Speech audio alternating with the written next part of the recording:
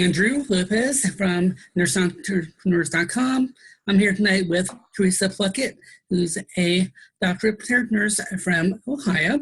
She's a nursing faculty instructor. She's also a per diem nurse. And lately you've come into the spotlight, Theresa, for something that happened while you were sick at work. Can you tell us a little bit more about that? Sure, absolutely. So right after Christmas, I got sick with the flu and I missed a couple days of work. I, of course, didn't run to the doctor right away because I'm a nurse. Who does, right? Who does?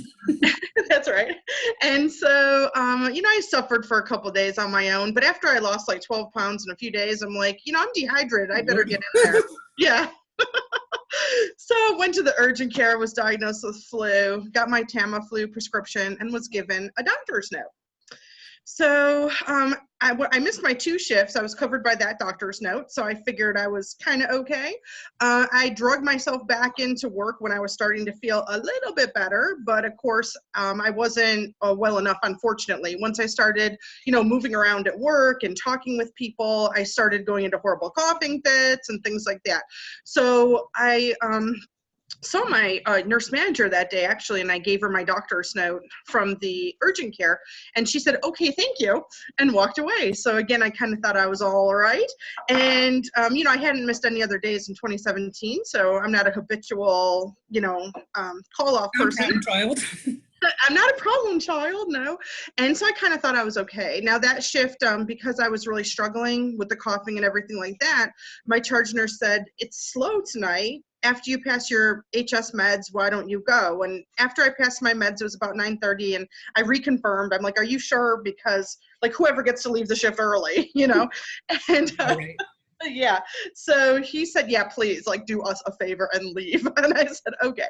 So then a couple days later, I was scheduled to work again, and I thought, well, certainly I have to be better, right? I have to be better because when you're sick, you get better. And so I went in and I had another really rough shift with the coughing and all that stuff. It was just, uncontrollable coughing fits. So I said to myself, I'm still sick. I guess I'll go back to the doctor. And it's funny because my husband said, you never go to the doctor once, let alone twice.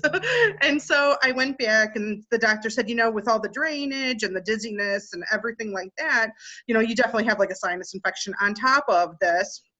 And so let me write you a prescription for Augmentin to get rid of that. And then you need another doctor's note because when you start an antibiotic, you're not supposed to, go anywhere for 24 hours.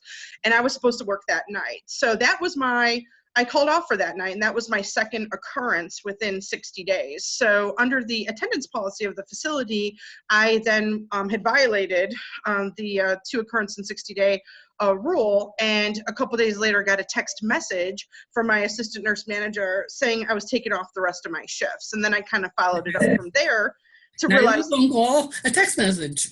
Yeah, I got a text message saying I took you off at Thursday, Friday, Saturday. I teach at a college of nursing, and so I had signed up for quite a few shifts over the winter break.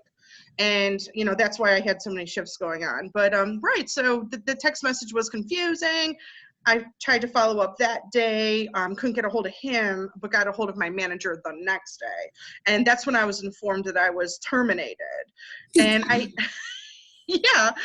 I even asked my nurse manager, I said, did I do anything else wrong? Because, as a reflective practitioner, I want to know, did I hurt someone? Did I give the wrong medicine? Did I do something wrong? And she said, no, it's simply the black and white rule that she wanted to follow. When she took over about 2 months prior, she decided to just follow the no fault attendance policy to a T and the PRN attendance policy. And there we have it.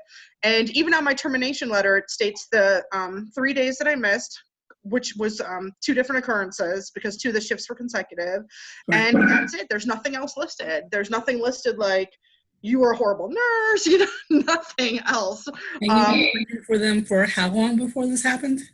So I've been working for them on and off for about 20 years. In this, yeah. For 3 days. Right. Well, I mean, I had a short break. I worked for them on organ transplant when I was in school. So as like a, patient care assistant type thing. And then I worked in PICU, NICU, floated to NICU, stepped down. I was away for a brief amount of time, maybe about a year, but then they opened up a ped psych unit. I came back, worked on the ped psych unit, was really excited to be there, was away again for a year and a half, decided to go to one of their decades, literally on and off, and then in the space of a week or two, because you came down with the flu and called out and said, oh, all that time doesn't count, you're booted. Correct. And I had been in my current position for over 4 years. This past October, it was 4 years. Yeah. So. And this was at the same time that the hospital had signs up like most hospitals and nursing homes now do. If you are sick, stay home. Yet their own nurses are being penalized for coming down to be sick. Apparently, visitors that had flu symptoms were being encouraged to stay home, not only from signs that were around the facility, but also post on their Facebook page, the facility's Facebook page. But apparently, it's okay for, us to come there, because if we don't, we'd get penalized. So I found that a little bit ironic. I mean, I'm a nursing supervisor. I get call-outs all the time. And if people are really sick, we really don't want you to come in. I mean, we will make do. Mm-hmm. I push a cart many nights myself. I take a patient assignment often. That's just part of the job. I mean, if you're sick, we don't want you on the floors coughing on patients and runny nose, literally dripping on your patients. I deal with that during allergy season all the time. That's not a good situation, not good for you, not good for them. Does not inspire confidence in your caregivers. But you think that they take that into account and have some leeway there. This no-fault policy that doesn't take into account actually being sick. You have to schedule days when you're going to be sick. Otherwise, that just makes no sense to me at all. Right. With the no-fault attendance policy, which is in place for their full-time, part-time, and PRN, basically what they're saying is it doesn't matter why you're out. You're not really at fault. We're not at fault, but you are missing, and a doctor's note is not an excuse. And that is what they told the news when I was interviewed for the local news in my area. They actually did provide a statement for the news that talked about the no-fault policy and said that our policy is consistent with policies of hospitals across the nation. And I have to believe that that's true, because after my story aired locally and then went to CNN, was syndicated overnight and went nationally, since then I've received a ton of messages and even comments on the story itself from nurses across the nation that are working under similar policies. Unbelievable. Well, it is, yes. It's really unbelievable. Do patients and consumers know that hospitals have these policies that workers will come in sick or else? I mean, I don't think that they know. I think that the general public knows that nurses work hard, and they understand that we work 12-hour shifts, and they understand that sometimes we don't get lunch breaks and things like that. But I don't think that they understand that these types of policies put us in the position of either coming in sick or staying home and being penalized. I know that the few people that I've talked to in the general public about this, I'm talking like friends that aren't nurses, my family that, aren't nurses and things like that. They're completely shocked. I mean, people do not know this. And I'm very surprised that these policies exist, because I think of the Institute of Medicine reports that have been rolling out since like the late 90s. And the Institute of Medicine reports have really, encouraged us as nurses and facilities even to have this culture of safety. And so much has come out about medical errors and culture of safety and hospital-acquired illnesses. And then for us to have a no-fault attendance policy just seems really weird in the current. Intuitive. I mean, what's the point? Now, it's so common. I was reading a CNN article that both food service workers and nurses are much more likely to come in and work sick than they can't afford to take time off, or in case of nursing, they're usually not covered when they are sick. But when we come in, I mean, granted, not there with sick pay for a lot of people, especially if we're working per diem. If you don't work, you don't get paid. paycheck, paycheck. In our economy today, we need you being a nursing instructor. I don't know too many nursing faculty that can make it on just being nursing faculty. And they have to have, I don't know any, I don't have a second or a third job. Right. Well, exactly. And, I enjoy working per diem because it keeps me fresh for my students. I don't want to be the nursing instructor that can't really do the job. I mean, I think most of us can relate to having a nursing instructor that wasn't really in the hospital for 10 or 15 years, doesn't really know how to do the dressing change they're demonstrating in the lab, is talking about medications that aren't on the market anymore. And I don't want to be that person. I want to be fresh. So I really enjoy keeping my hand at the bedside. And I really enjoyed that job. I mean, I liked my coworkers. I liked my patients. I never had a corrective action. I was never written up. And in fact, with my previous manager, she would always say, thank you so much for coming in. I feel like you bring a level of professionalism to the group. She said, there's so much that you can share. And when I was working, there were times when my coworkers would ask me different things because they know I lecture psych. I'm constantly reading psych. I've published in psych. I've presented at conferences in psych. So, I definitely wasn't like the problem person. That's an excellent resource to have on the floors. Right. And how do they get to see a nurse educator in every given day? Right. And I had so many of the staff members want to go on for bachelor's degrees, go on for master's degrees, asked me to write a letter of reference for them. I mean, I felt respected by my coworkers for sure. And, the reason I kind of want to point that out is I know that there's been some criticism on Facebook, like, oh, she had to have been like this problem employee, or, I'm not saying I'm perfect. No one's like the perfect employee, but for sure I was not a problem employee, being that I never was written up and hadn't missed any other days in 2017. And I think what we really need to focus on here is the fact that the doctor's note was not an excuse. I mean, does that even make sense? We're nurses. We follow doctor's orders. The whole hospital operates off the fact that, the doctors write orders. But we cannot follow the doctor's orders when it comes to ourselves. That should be disturbing to everybody. And doctors trust us and what we tell them. They base their decisions on our observations at the bedside, our assessments. And doctors don't come in and see the patients more than 5-10 minutes per day. And when they're not at the bedside, they rely on us and our observations and our assessments to decide how to treat their patients. But our employers don't trust us to evaluate ourselves. Right. I mean, there are some people who abuse the policy and call out sick, at drop of a hat, or, they would go on date or what have you. But then life happens, kids get sick, you get sick. That does happen. And if you're a chronic abuser, that's usually pretty apparent. And that was not your case at all. Mm-hmm. And just really blows my mind. Well, it does. And, one thing that I think is interesting is looking at the OSHA guidelines. Now, OSHA doesn't have requirements about this, but they have guidelines for healthcare workers during flu season. And when you look at those particular guidelines, OSHA suggests that healthcare workers get screened at the point of entry into the facility, that they get screened for flu symptoms. Now, what's interesting about this is my daughter has worked at various restaurants as a waitress, and there have been restaurants that she's worked at where they have screening questions at the time clock. And if you answer yes to any of those questions and it has to do with flu symptoms, then you're supposed to report to a manager and go home. So in the restaurant industry, there are places that are doing this screening.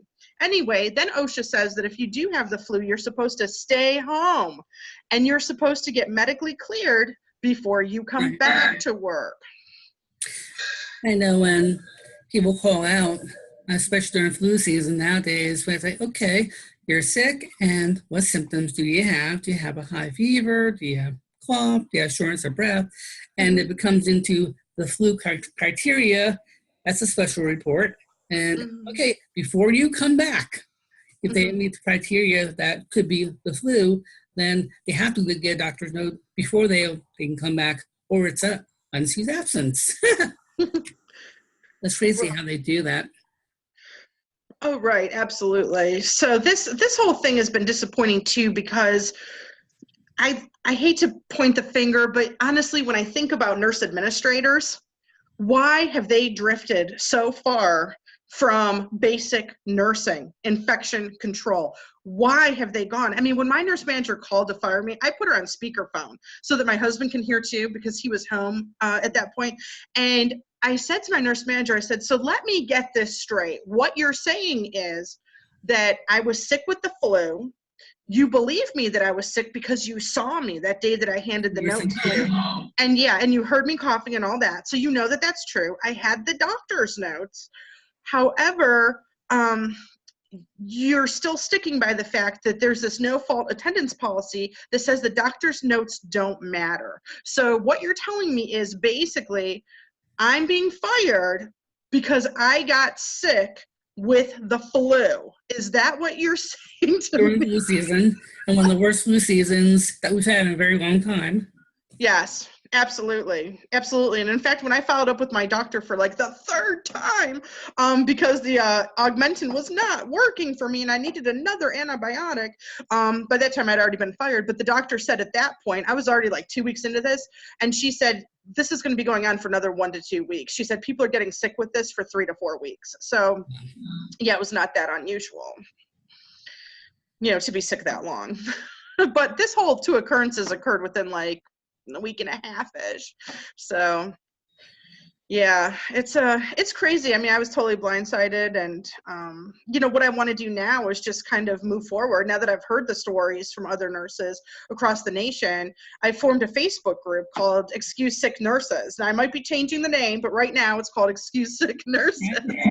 And what I want is not for this group to be just a place for us to vent and complain, although that's important, that we vent to each other, but I want it to be a group that does something. And that's what I'm doing right now, is trying to figure out what exactly is going to be the next step. Now, I have praised a hospital in my group. I put out some praise for Akron Children's Hospital in Akron, Ohio, because I'm on their listserv, having taught there previously, and they actually sent an email out that said, hey, clinical instructors, if you're sick or if any of your students are sick, don't come here. Wearing a mask is not enough. Don't come here if you have flu or flu symptoms. And so I actually copied the email and posted it in my Facebook group, Excuse Sick Nurses, because I thought it was just wonderful that they were taking that kind of stand. Some are being proactive. Yes, exactly. But I'm thinking on your point that you're saying about administrators being so far from the bedside. I've worked in a lot of different places, and what I notice is that there are a lot of excellent nurses that would be excellent nurse managers, would be excellent administrators, but they seem like they don't want to hire the nurses that have worked at the bedside. They rather hire from the outside and bring them in, or they don't want them to be friends with all the nurses, and all of a sudden they're being moved up here. It's strange how that happens, and sometimes I think it's by design, so that they're coming in and they're impartial in their relationships. They're going to follow the rules that they're laid down by administration. Mm-hmm.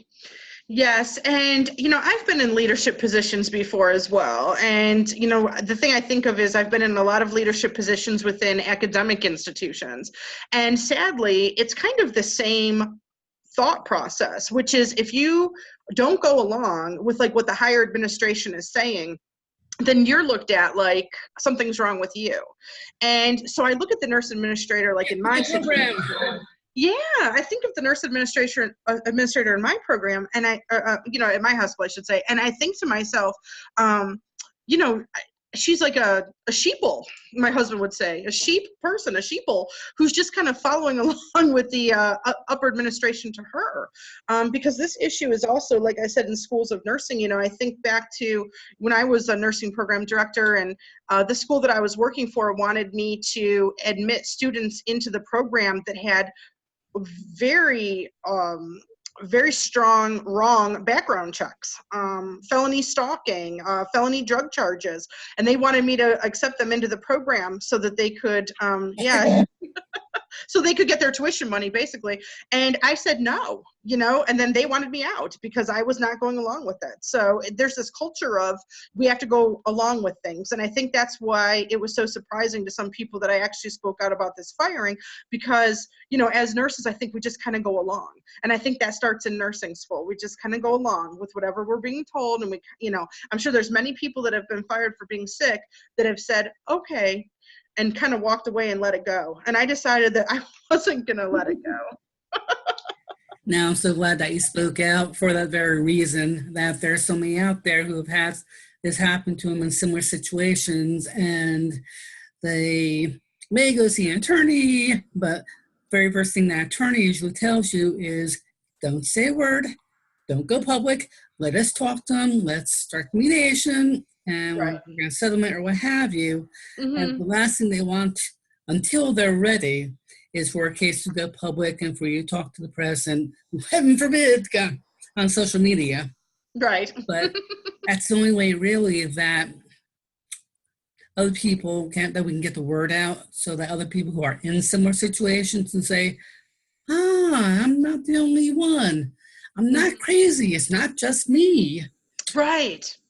Right. People are afraid. I mean, people are so afraid. It's interesting because the reporter that did my story is trying to get together a second story that's a follow-up. And in this story, he wants to highlight how widespread this is. So he has promised nurses to be anonymous, and just that he kind of wants their story to get out. And so many people said they would talk to him, and then like half those people backed out. And some of them, who were real enthusiastic, then later were second guessing. So even under the promise of, we're going to hide you, we're going to change your voice, we just want to get the content of your story, we want your words, people are still scared to report what's happening, even under those conditions.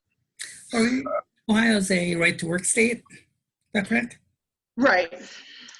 So basically, if you look at them the wrong way, they can fire you or find a reason to. And that makes you think of one of my nurse idols, Laura Gasparis of Anfrolio. She's going to be one of the speakers over at Nurses Take This C. She's been teaching the CCRN exams for 10, 20, 30 years. And she is a very outspoken critic of nursing associations, and she's been pushing for ratios and better working conditions for nurses for a very long time. Mm-hmm. And one point that she made is, I've been fired 1, 2, 3. I've been fired plenty of times in my career, but I always stood on my principles and I always fought it and got my job back. She was fired for union organizing. She was fired for this and for that. And she can always bounce back. And I've talked to a lot of nurses that, they're terrified of being fired, but if you have an active license, and you can be fired for a lot of different reasons, but most of them, unless you are really, really out of line, you will find another job. Right. You have options. Yeah, I mean, I've gotten phone calls. Like, I was really nervous too because, after my story aired on the local news, I talked to my father. I've told people this, but I talked to my father, and my dad's like, I saw you on CNN this morning. He goes, you're never going to be able to get another job. And I said, well, it's so funny. I've already gotten a couple phone calls of people that actually want me. And do I want to work for an do I want to work for an organization that has these types of attendance policies? You better believe that from now on, I'll ask about their attendance policies. It might make me look bad because they might say, gee, is she already thinking ahead to when she's going to call off. But I just really don't think I want to put my time and energy and effort into an organization that will not allow me to stay home and take care of myself when I'm sick. It doesn't respect you enough to. Right. I'm not going to call out sick lightly. If I call out sick, I'm actually sick. I don't want to be held against me. Right. And we want nurses to ask those questions when they're interviewing, when they are looking for jobs. Now, What is your attendance policy? I heard of Theresa Puckett over in Ohio who was fired because she came down with flu, had a doctor's note, but they said, we don't accept them. And that's not the kind of atmosphere, not kind of ethics that's not kind of organization that I want to be part of. I want to be part of a organization that will trust me when I tell them I'm sick and respect me enough to not penalize me for it. So, Right. two phone calls, by the way. I heard that Show Me Your Stethoscope and Janie Harvey Garner got wind of your situation. Can you tell me about that? I was so happy that Janie from Show Me Your Stethoscope did a shift report about me. It was actually just this past Sunday, but anyway, she did a shift report about this situation. And so then I commented on it and I said, thank you so much for discussing this, because honestly, we need to keep talking about this. And I was so pleased with the audience that she has, the numbers that she has, that she thought 66,000 right on Facebook. Yes, that she thought that this was important. And I just thought that was wonderful. And so I just thanked her, on our Facebook page. And then the next thing I knew, I was a guest and I got to speak, with her on her shift report the next day. So I was very excited about that. And then she had a call to action and she asked the group members to call the hospital. And that took place just a couple of days ago. And that was amazing to me that there was this organization full of members that were, excited to stand up for not just me personally, I don't believe, but for this issue, and that understood how wrong this issue was and wasn't afraid of making phone calls. There were nurses that I'm sure didn't want to make the phone calls because they were thinking to themselves, my phone number can be traced. Somebody will find out that I called. They're going to call my employer and then I'm going to be fired. I can't make a phone call. But there were plenty watching. Right. It's that fear mentality that they want us to work in. And so I was just so amazed. And Janie said that there had to have been hundreds of phone calls because she got hundreds of private messages from people that were reporting back how the phone calls went. And the phone calls were like extremely interesting because actually the director of public relations for the facility actually talked to some of these people. And Janie in her next shift report was still talking about this situation. And she said, we don't usually get information. Like, it's very bizarre for a facility to give out information during one of these, phone blitzes, I guess you can call it. And so I thought that was interesting. So the facility actually said, well, she was fired because she had double booked herself to teach clinical. Now, the interesting thing, yeah, well, it was very creative because the school was out of session for winter break. I mean, I was fired. December 28th. Who's in school? Yeah, the session started the day after Martin Luther King Day. I started January 16th. I was fired way before that. It's like, how did I double book myself to teach a clinical? Like, who's going to school like in between like Christmas and New Year's and all that? Like, who does that? Right. So it was just kind of interesting, but I thought, wow, why is that person even saying anything? Like, isn't that, like, are you allowed to say why someone's fired? Not that that was a real reason, but it seems like you're only supposed to say, like, they worked here from this time to this time, and then. That's kind of strange. Yeah, so it was weird. Like, I thought they were really groping at straws because they've been attacked on their Facebook page as well. And they have kind of a canned response that they're putting there as well.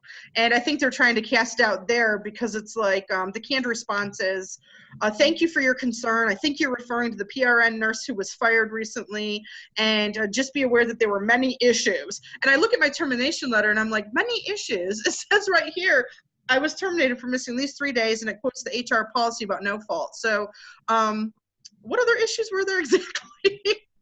So I'm taking some heat for this. I mean, I really stuck my neck out for this, but I did that because I believe in this cause, and I think we need to keep this rolling. And I know a lot of people will be afraid to do that, but I want to find the people that aren't afraid to keep working on this issue and to really try to move forward with this, to abolish these types of policies. And those are the people that I want to join Excuse Sick Nurses Facebook group, people that want to do something about it and aren't afraid.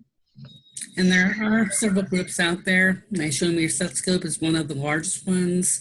And what I like about them is that they regularly poll their people in the group, and they focus their energies on what their members bring up. On staffing, on nursing ratios, on violence against nurses, on bullying. They have called out several organizations. Actually, there are 2 or 3 of them. There was Chairgate, where the administrator decided, well, we're going to take away all the chairs at the nurses station because you're not doing enough work.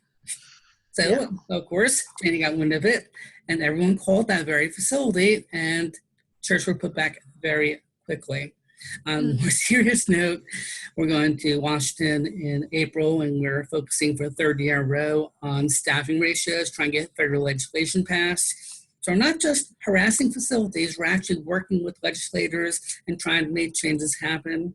They're showing me their stethoscope, there's the Silent No More Foundation, and there are many others out there, which I'm slowly passing on to you as I see them. And the organizations are out there, and a lot of people are intimidated from speaking out.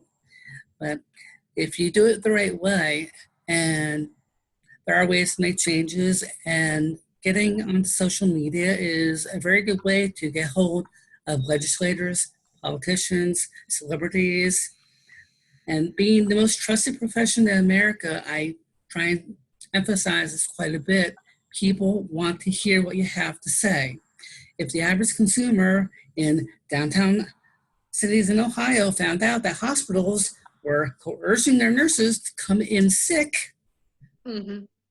there'd be more than a little bit of outrage. And we can get the word out about that pretty quickly. Absolutely, and I'm trying to think of those different avenues, and I'm trying to work toward those different avenues. And I put a poll up recently, which you shared also, and I really appreciate that, just to kind of see what people think the next step should be, because I don't want to be like the lone warrior of this. I mean, I can lead this, and that's fine, but I want other people to work on this as well, because we're all affected by this. Anyone who's working under this type of policy is affected by this. The general public is affected by this. And so this is, it's just very important that we come together and work on this issue. So you contacted and reached out to some of the grassroots organizations, but let's think, how about the general nursing associations? How about the American Nurses Association, the Emergency Nurses Association? Have any of them taken notice, contacted you, sent out thoughts of support? Not at all. And in the Medscape article that was written about my situation, the president of the Ohio Nurses Association was interviewed, and he was extremely supportive and kind of seconded the idea that there are policies like this that existed. So I think that helped to kind of loan some legitimacy to the issue. But I have not heard from him personally.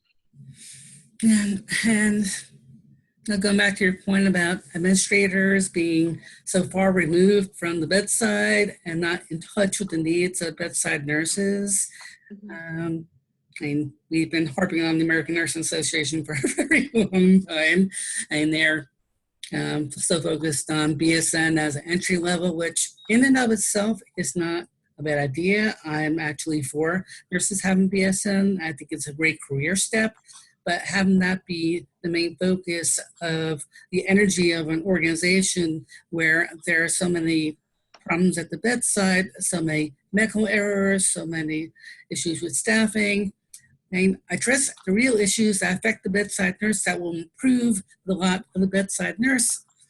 Focus at least some of your energy with those rather than these pie-in-the-sky, look straight on paper and public relations. It drives me nuts about the mainstream nursing organizations and associations. One reason that I'm so glad that I found Show Me Your Stethoscope, one that actually does focus on bedside nurses and address some of those issues. Yeah, right, exactly. I mean, I am disappointed. I had written to the ONA. I'm a member of the ONA, Ohio Nurse Association, and the fact that they didn't even respond to my email, and this is before the news story came out. I had emailed somebody there, and I got absolutely no response at all, and I still haven't gotten a response to my email. And I'm a member of theirs, and I was asking for like some assistance and support. So I'm a little miffed right now about that, and I'm kind of questioning my future association in that point. But I was thinking about what you're saying about the mainstream organizations, and I think about, again, nursing schools, since I am in academia, and I think about all this sort of lip service that we do to our students when they take a health policy class or like a professional issues class or something. I think about the different things that we talk about, and we're preparing them to go into practice. And for me personally, it's getting harder for me to be so excited and up, you know? Yeah, it's getting a little bit harder for me. I have to say that, because I have these like, 19, 20, 21-year-olds, and, in my curriculum, I'm told that, our biggest issues are like maybe, hospital acquired infections, like, CAUTIs and things like that and whatever. But what I really want to say to them is, I don't think you're prepared for what you're going into with the mandatory overtime, with the, which I know has been banned with, in some states, but between these no-fault attendance policy issues, between the short staffing and the fact that, you're going to work super hard all day long, you're going to feed your patient breakfast, lunch, and dinner over the course of 12 hours, but you will not have eaten anything. I don't know. I mean, I have to tell them that side of things too and prepare them. We're breaks. Right. We don't get to go to the bathroom. Well, and I wonder about that too, because, there are mandated breaks that a person is supposed to have if they work a certain amount of time, right? Like, you work like 6 hours, 6.5 hours or something. Yeah, you're docked from your paycheck. Right. But I mean, I've worked places where they've said, don't you dare document no lunch. Oh, no, we can't do that. No, I mean, how much money has the hospital taken from us? Okay, because we have not documented no break, and we've been docked a half hour for our lunch break, and actually our 2 15-minute breaks. So they're getting like an hour of free work out of us. Like, look at how much money they're saving because they don't have to pay us for that. It's big bucks. It's huge. Yeah, over all the course of employees over a health system, over the course of a year even. I mean, it's just crazy. Like, why is that legal? Why is it okay that we're being stolen from, really? And to quote Borges Barris again, we've allowed this to happen. Mm-hmm. Nurses have allowed their employers to encroach on our time, encroach on our paychecks, to take away staff, to give us slowly more patients, add on more charting, more documentation, more responsibilities. Mm-hmm. At some point, we need to say no, or it's never going to stop. Right. Yet we're so intimidated at making waves at work. Now we really have to come back into our own power to realize that hospitals cannot function without nurses. Mm-hmm. And actually, I think with the breaks, I'm glad you brought that up. That's federally mandated. That's not a union issue. That's not preferences. That's not venting. We're guaranteed, and our paychecks reflect that we should get half an hour break every day. Just think if every day, starting tomorrow, nurses said, I am taking my break. Do not bother me for half an hour. I am federally mandated to take this. Mm-hmm. And who is going to cover my breaks? Mm-hmm. We just made that one small demand that will improve our lives substantially. Right. And that's nationwide. Doesn't matter if you're in a hospital, a nursing home, an urgent care center, a doctor's office. That should not be negotiable that we're going to take a break or not. Mm-hmm. Now, in most union facilities, it's not a problem, but the majority of nurses in this country are not members of unions. Right, absolutely. And I think you just hit it on the head, is that we have to stand together. And I think that's the hardest thing. And that's what I realized going through this whole process that I've been going through ever since my story broke. I've realized that while nurses do a lot of complaining and venting to each other and in the locker room and things like that, getting them to actually stand up for something is quite different. And we need to change that. And one of the ways that I'm doing that personally, I'm a nursing supervisor. I'm a bedside nurse. I do both. I work at agency at the bedside, and I'm a nursing supervisor full-time at a long-term care facility. But I'm also very active on social media. I have been for a long time, and I like to share stories and share situations like yours, like Jane Hickey, a nurse who was strangled in Beverly Hills by the surgeon, the donor nurses in Illinois, and other situations. I like to keep those stories in the limelight and share them over and over again on social media, on Facebook and Twitter, keep them out there, keep them as focus of discussions. And there are a lot of nurses out there who are doing things correctly. One of the other things I've been doing for a long time, I have a website, nursingentrepreneurs.com, where I have nurses that have gone into consulting, gone into keynote speaking, and pursued entrepreneurship. And my thoughts are that if things are really crappy at the bedside and people are getting burned out and feel like they're stuck in a rut and have no options, they can look at Theresa Puckett, they can look at Laura Gaspar's portfolio and see, they look at Jane Harvey Garnett, they actually did something about it.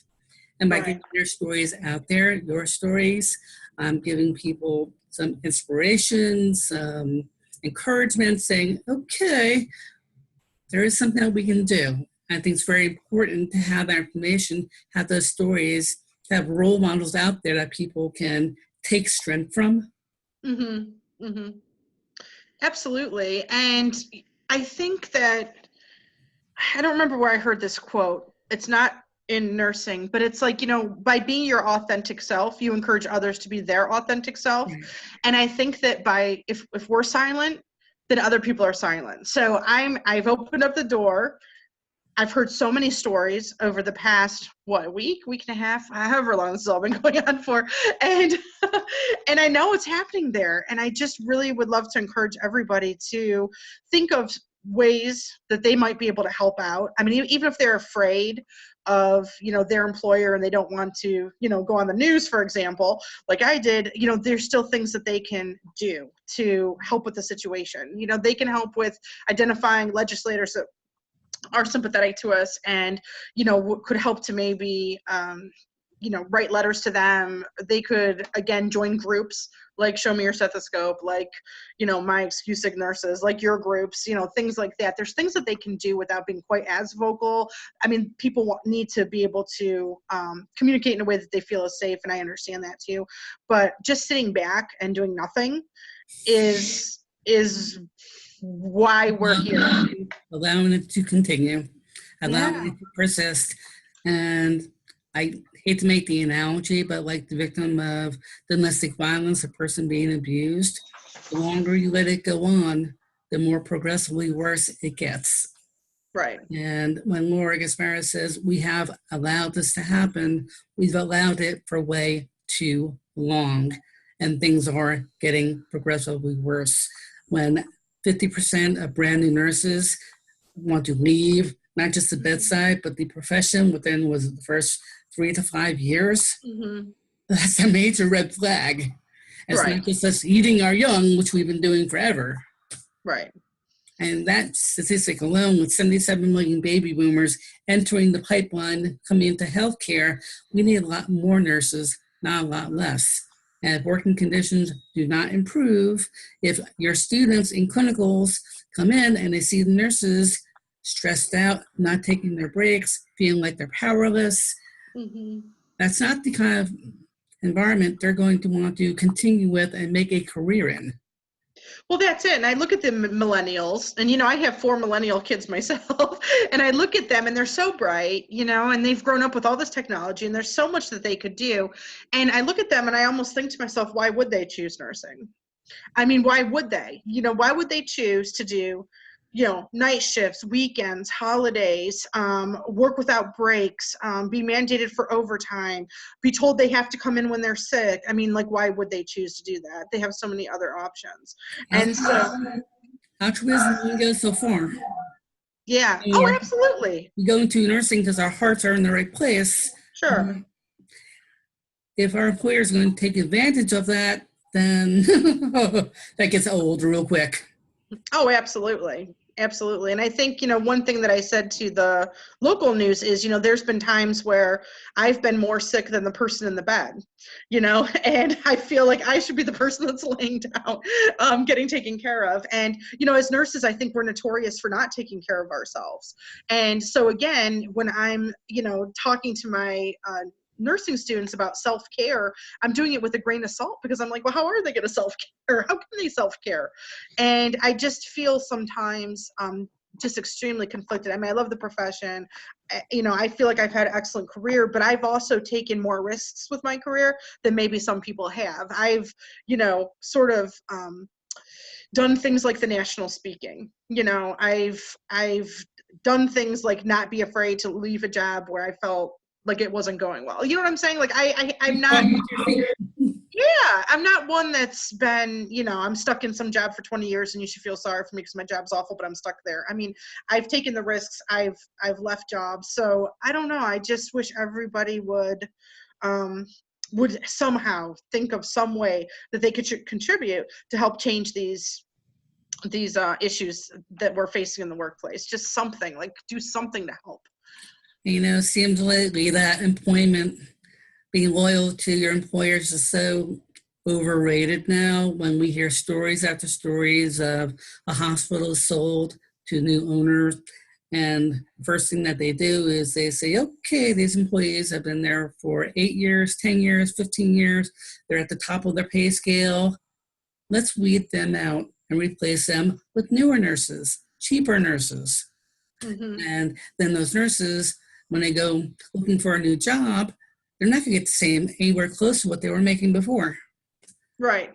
Well, I really believe that that's why my manager was let go. System-wide, that facility let go several experienced nurse managers last fall. My former nurse manager had been there for 12 years. I personally thought she was a good nurse manager. I wasn't there full-time though, so I mean, maybe it's different, for the full-time staff, but I heard positive things about her from other staff members and things like that. And she was blindsided. She had no idea she was going to be let go. And I mean, maybe there were issues there. There's always issues that you may not know about, but I was just really kind of surprised. And then the person who took over, now instead of being in charge of one area, she's in charge of 3 areas and has only been a nurse manager for a couple of years. So I think that was a lot on her plate. And I think that's what led to her thinking, you know what, I don't have confidence in myself. I mean, I'm speculating, but kind of like, I don't have confidence in myself, like as a nurse leader yet. I better follow the policies black and white because I don't want to open myself up to any issues. Right. And for a very long time, healthcare was immune to the Fortune 500 companies and their cost-cutting measures.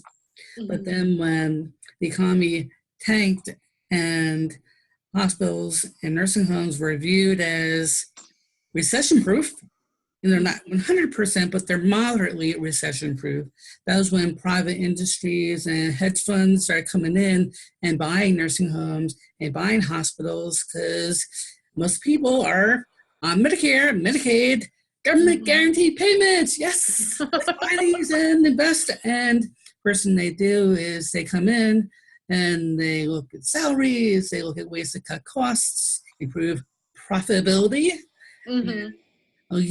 One of the largest line items, of course, is labor when it comes to hospitals. So what do? They take out the highest paid, they cut back on the number of staff, and when you're making widgets, when you're manufacturing, you can do that. Mm-hmm. When you're in people's lives, you can't. Right. And again, the more we allow this to happen, we allow them to take away our CNAs, we allow them to take away our support staff, that directly affects the care that we're able to give, where we're expected to fill that void. And we be stretched so thin. Mm-hmm. Well, absolutely. And there's another major healthcare facility in my area. And what they did to drive out their senior nurses was twofold. Number one, they went to all 12-hour shifts. And a lot of the older, more experienced nurses said, it's hard enough to work 8 hours. I've worked at this hospital for 30 some years. It's hard enough to do 8 hours, let alone the 12. So some of them left when that happened. Right. Shortly after that, they mandated the BSN and that everybody had to get a BSN within a few years. Well, of course, some of the older, more experienced nurses who were only a few years away from retirement said, well, why would I go right now to get a BSN when, by the time I graduate, I'm only going to have a year or 2 left to work. It doesn't make any sense for me, to go back and do that. And these were the senior experienced nurses on the floor. And there was a mass exodus. As that date came to fruition, the date that everybody had to have a BSN by, and those nurses didn't have a BSN, there was a mass exodus of highly skilled nurses who had longevity, and they left. And I do believe in the BSN as well, just like you do, but at a certain point, when you've had a nurse that's worked the floor for years and years and years, they're a wealth of experience. Don't make them go get a BSN a couple years away from their retirement. And make it a condition of employment. Correct, as a condition of employment, right. So I'm, I look at that as a way that they were trying to get rid of senior nurses that were making a decent amount of money. I'm 55 years old. I'm 60 years old. Why would I get a BSN now? Why are Right. you forcing me to get a BSN just to keep my job? I'm 5 years, a couple years away from having a pension, having my 30 years. But now you're saying if I want to keep my pension and everything else, I have to get a BSN and complete it within 5 or 10 years. Oh, and by the way, I'm going to have to pay for it. Right. Right. I think you're right as far as that strategy. One of the ways of cutting costs by attrition. Right. Oh, absolutely. And then that particular hospital is constantly having job fairs. They constantly need new help. And who are they wooing? They're wooing the new graduates, of course, because you can pay a new graduate a lot less than an experienced nurse. So they're, replacing their experienced nurses with these new graduates. But then who's there to support the new graduates? Right. I mean, no offense to nursing schools and nursing faculty, but the majority of the learning that you do is your first year, 2 or 3 years on the job, and you need a lot of support during that time. And if the experienced nurses that have been there are stretched so thin that they haven't got time to properly mentor and precept new people, then they're going to say, well, I got no support here. I feel like I'm drowning all the time. Right. Nurses there, they're busy with their own patients. Their own patients are sick and crashing and Lord have you, Lord knows what. Mm-hmm. That's a recipe for disaster. That's cutting off your nose to spit your face. I mean, but they don't seem to care sometimes. I strongly get that impression, and I can see that as a supervisor being on the other side. Mm-hmm. Both sides. Yeah, I hear you. That same hospital, actually around the same time that they had a mass exodus of their experienced nurses, they changed their staffing grids. And the staffing grid went from a ratio of 1 nurse to 6 patients for telemetry, for 1 nurse to 8 patients for telemetry floor. They also have a skilled floor within the hospital, which is considered the post-acute care, and that staffing ratio went from 1 to 8 to 1 to 10. So I remember floating down there right before I left that facility, and I float down to skilled nursing, and I had 10 patients. And even though it said, skilled nursing, these weren't nursing home patients. Of my 10 patients, I had to give blood to somebody. I was titrating somebody else on a heparin drip, and then I had 8 other patients on top of that. Like, it was absolutely ridiculous. Ridiculous. And I left home I left there to go home feeling like I was just the worst nurse in the world, because I know that I couldn't meet everybody's needs. I mean, I was just basically pumping out meds all day long. And, my charting that day obviously wasn't as optimal as I would have liked as well. Very brief. Yeah, call lights, of course, went on for a while. We had nursing assistants on the floor, but I think we had 2 nursing assistants for 30 patients that day. So, I mean, we're just doing the best that we can. And unfortunately, the general public doesn't understand what we're up against a lot of the time. And like I see in so many of your tweets, they don't understand why the call light's not being answered. They don't understand why we're not just like rushing to their aid, and we're not allowed to tell them, because the facilities say, don't tell them how short-staffed we are. Don't say that. Don't let them know that you have 9 other patients.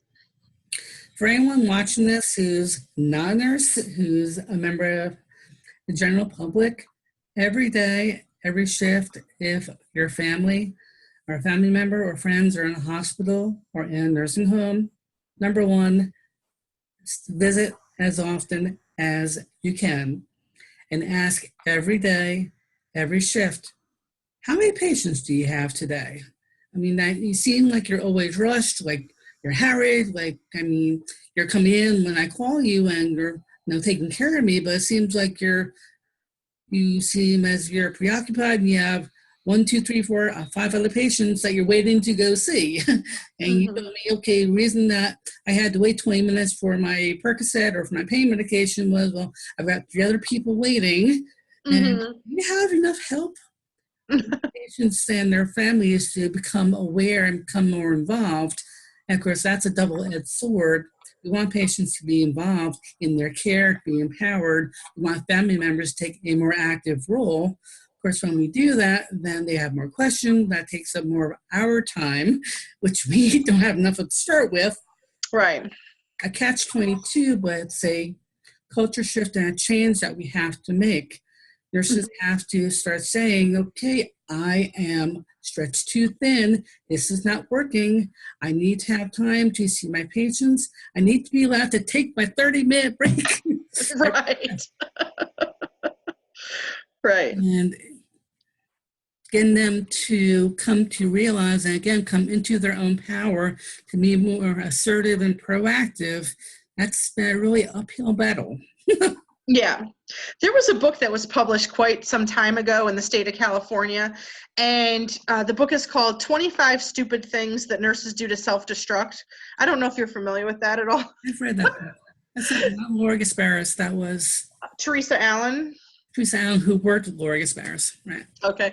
And I just love it because even though it's older, it's still applicable today. Like, she pointed out 25 kind of behaviors. And one thing that she talked about was charge nurse. So, at some point we're so excited because we get to be the charge nurse. Well, really what we're doing is taking on a whole lot of responsibility for usually not any more money.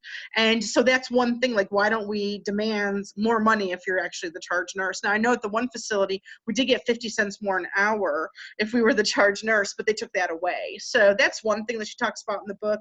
And then she talks about Nurses Week, and she said, so many facilities now don't even have a Nurses Week. Right. But if they do have a Nurses Week, they're giving you like a pen or something, and it's like we're like the hospital, like backbone is healthcare. Right, like why aren't I getting a cash bonus? Like if you really valued my work, you'd give me a cash bonus. You wouldn't give me a pen, where you bought like 500 pens for, $25 or something. So it's an excellent book. I highly recommend it. And then I hear that, well, we're not celebrating Nurses Week because you don't want to alienate the respiratory therapists or the dietitians or nutritionists or other staff.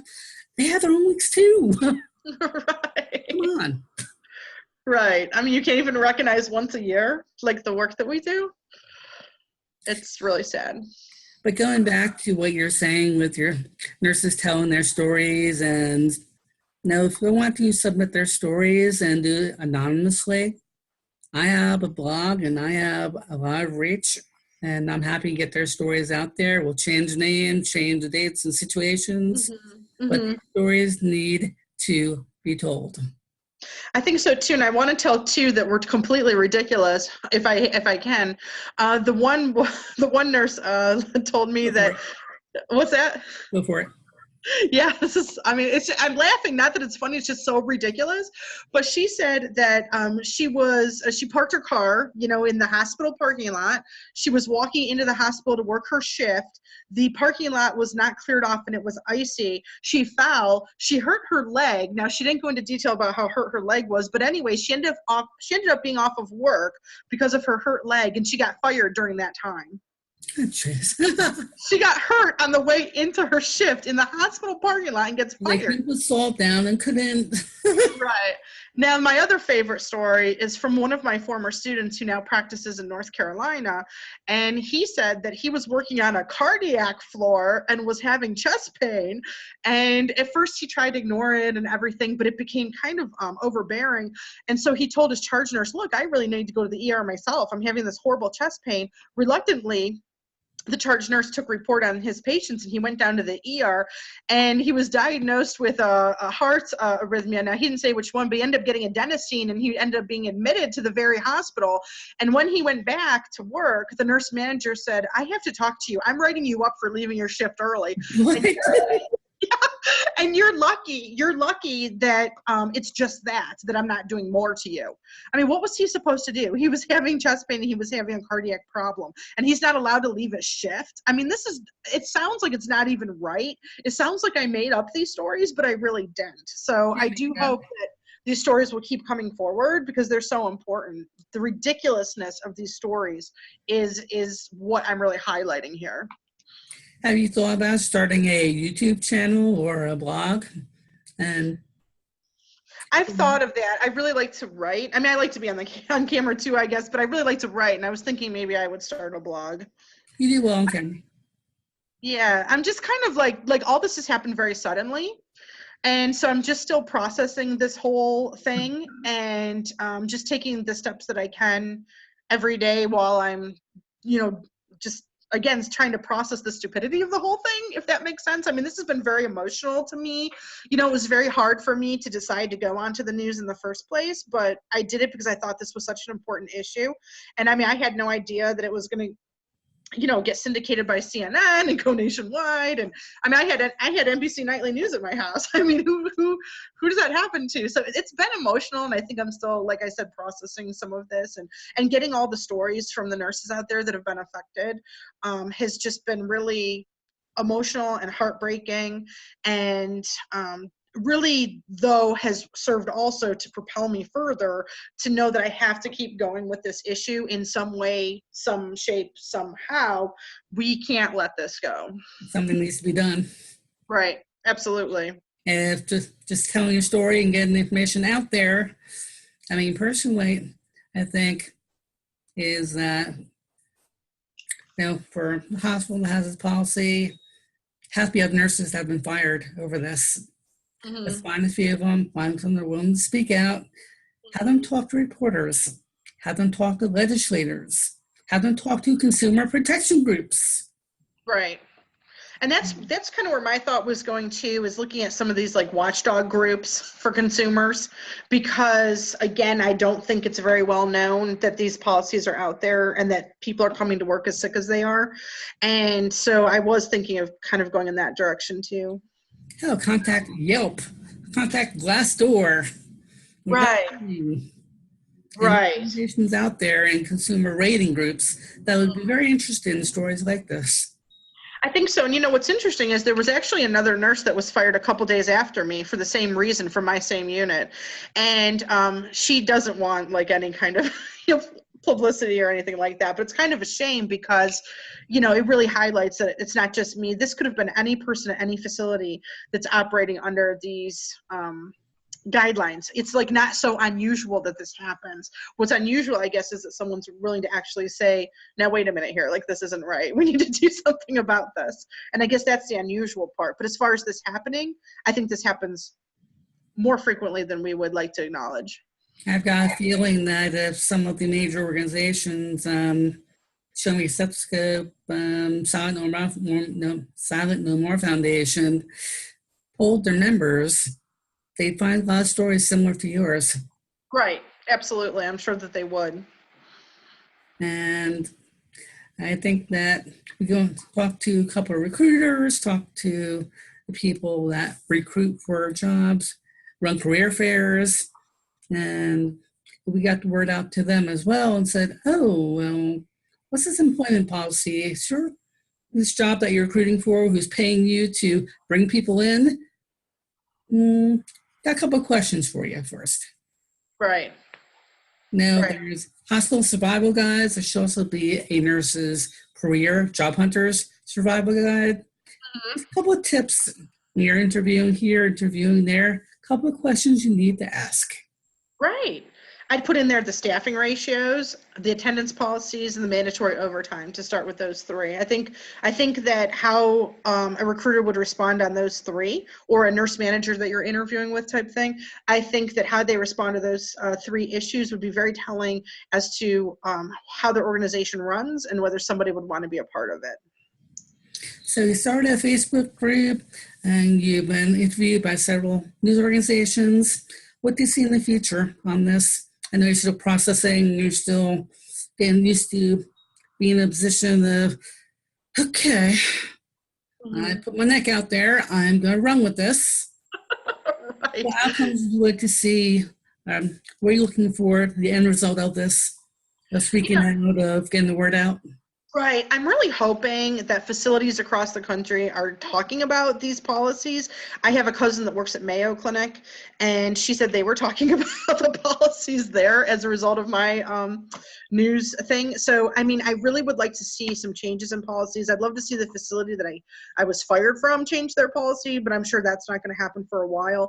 Only from the standpoint of they don't want to admit that like maybe they were wrong with it, and change it right away. I don't know. I'm just speculating, but I would like to see some changes go on. I'd like to see, I think you had suggested actually, to get some policies from facilities, see how widespread this really is, but whether we can actually easily get those policies or not will be a different thing. We'd have to see if nurses would give us those policies. I know that right after I got fired, my former nurse manager told all of my former coworkers, do not hand out any policies.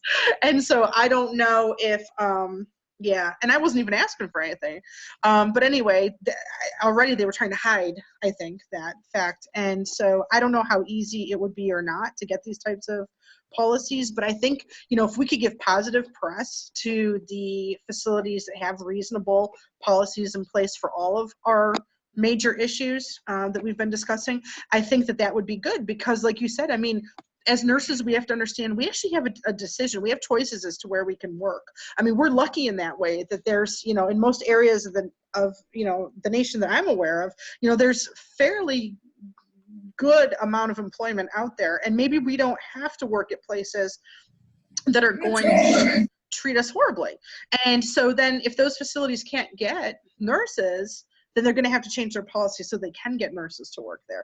But that would have, so much would have to happen for us to get to that point, and I understand that. But even if we could on a small scale get a hospital to change, then maybe if there's like a situation like in Cleveland, where I'm from, there's a situation where there's 2 major hospital systems. So maybe if one changed their policies on this, and people prefer to go to that one, maybe that would kind of force the other one to change. So I don't know. I think there's a lot that could happen, but we'd have to keep driving it forward.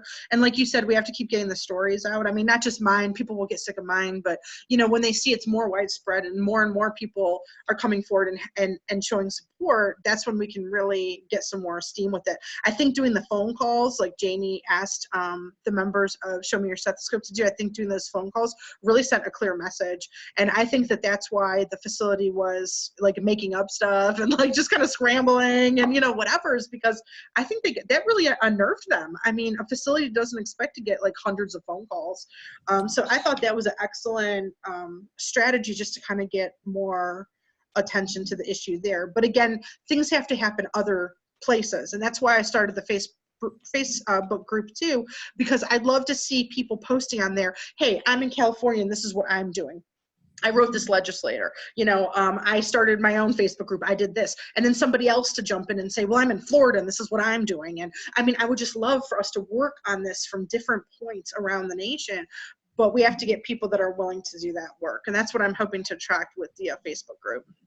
Have you come across Kate McLaughlin in New Jersey? She goes under the handle NJ Safe Ratios. Have I contacted her? Is that what you asked? I didn't hear the Heard first of her? Or no, I have not heard of her. She's very proactive. She's one of the speakers for Nurses Take DC in April, and she has been for over a year, actually a bit more, been pushing for New Jersey safe ratio laws. Like a lot of states, we've had bills introduced every year for the past, I think, 15, 16 years that have never made it out of committee. And she goes into a lot of detail on who to write, where to find your congresspeople, where to find members of the Senate and the House and the health committees.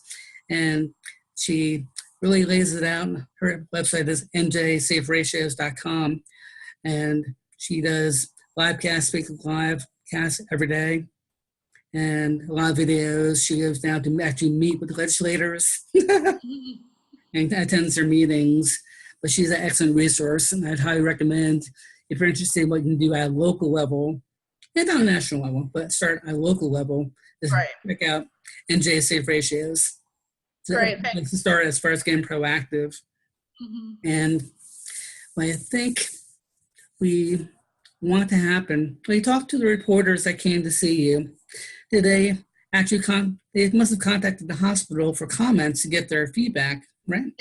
Yes, absolutely. And so that's interesting too, because for the first, the news story that was local, basically the hospital representative agreed with what I was saying, that, yes, we have these no-fault policies. It means that a doctor's note is not an excuse, and PRN nurses can only have 2 occurrences, or, well, they can be fired after 2 occurrences in 60 days. So that's how, like, that's the story that the hospital started with. And then as this kind of, like, went on, What's that, evolved from there. Then that's when the hospital started to go into the many factors, what I call the many factors, saying that there was many factors involved in employment decisions and things like that. So I think like they just got so much backlash and negative press from this situation that they had to evolve their story somehow.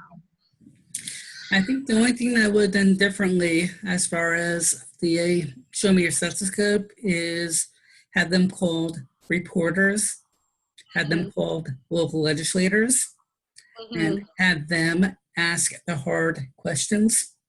And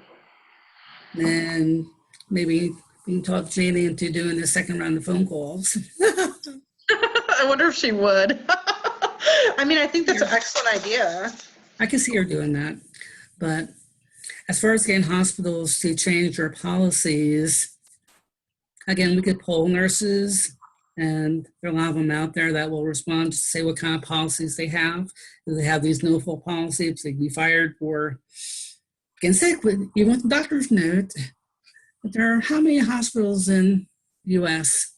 Probably a couple of thousand.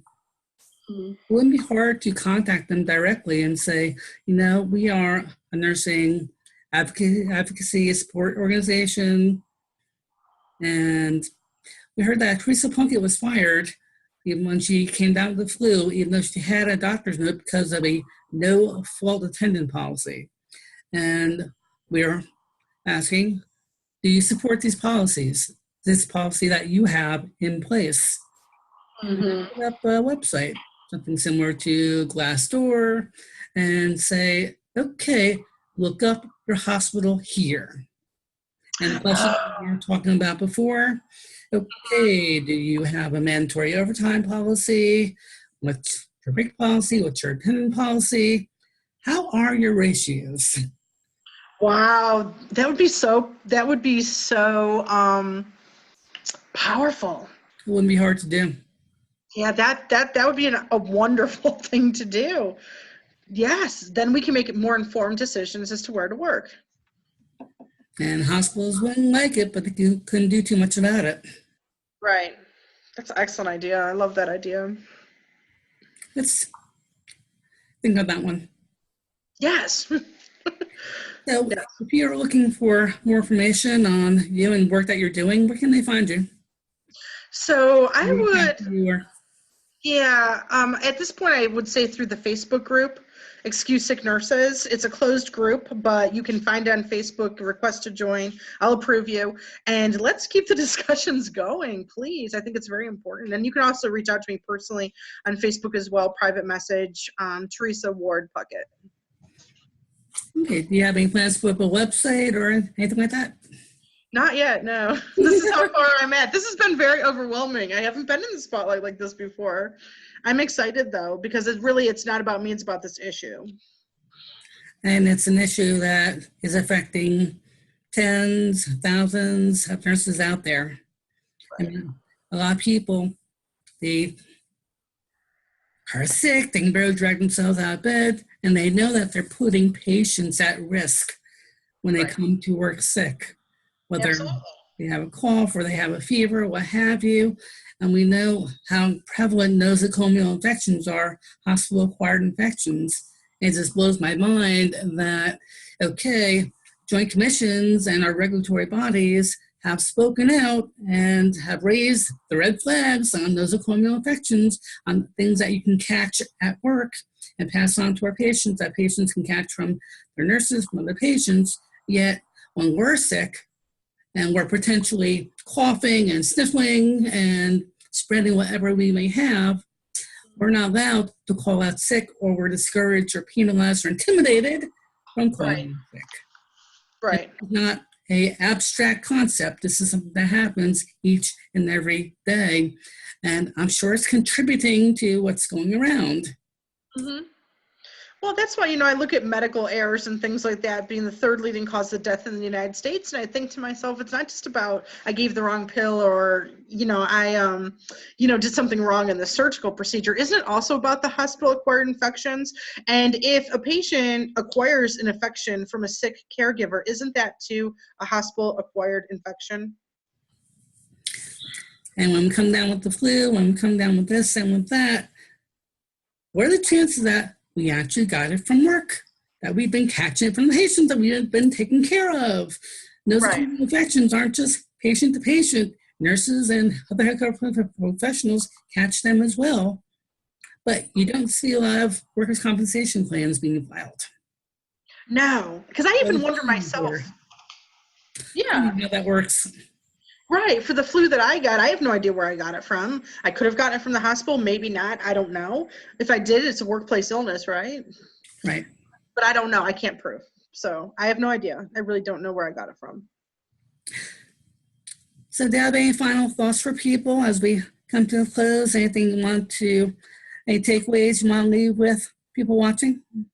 I guess my takeaways, which I've already kind of said, but just to summarize, do something. Don't just complain and vent about these workplace issues, whether it be my particular cause, which is the no-fault attendance policies, whether it be the staffing ratios, the mandatory overtime, whatever the issue is. Don't just complain about it to your fellow coworkers, but think, how can I do something? How can I get involved? I love Janie's group, the Show Me Your Stethoscope, the whole idea of Nurses Take DC, which I know she has a Facebook page on that, a Facebook group on that, and then mine, Excuse Sick Nurses. So, there's ways to get involved, and I just would encourage everybody to get involved. We have to stand together. There's just no other way that we're going to be able to make these changes. No one is going to make these changes for us. We have to do it. No one's looking out for, if we're not looking out for ourselves, other people are not going to. Right. Just like self-care, if we don't sleep 8 hours every night, if we don't eat meals, we don't take our breaks, no one's watching over our shoulder to make sure that we do that for ourselves. Right. Being in the positions that we're in, dealing with sick people and under high stress, we're a lot more at risk. We need to pay more attention to self-care. Absolutely. Well, thank you so much for talking to us tonight. Yeah, thank you for having me. And hope we can stay in touch. And I am thinking about that hospital. There's a website called hospitalreviews.com where nurses can submit their stories anonymously on staffing and other issues. And a lot of travel nurses go there and say, okay, I'm considering going to this hospital in Ohio, this one in Arizona, this one in New Jersey. Let me pull them up and check out the reviews first. A lot of them are very enlightening. Wow. Matter of fact, you even talk to the owner, Dan, over there, and say, Dan, we have some interesting information you might want to include in your reviews. So that website we were talking about, that's you already there. Okay. So perhaps we can add on some categories to their hospital reviews. But I guess, I'd like to thank you very much. Please stay in touch. I'd like to keep on working with you, promoting your Excuse Sick Nurses group and helping to get your story out there. Thank you so much, Andrew. You're welcome. Have a good night. You too. Bye.